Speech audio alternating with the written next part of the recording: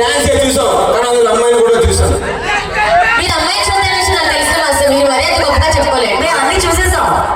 అది కాదు, ఒకసారి నిల్చోండి. మీరు డాన్స్ చూస్తానని చెప్పారు కదా, Yes. ఫస్ట్ ప్రభాస్ ఏ కాస్ట్యూమ్ వేసుకున్నాడు, వైట్.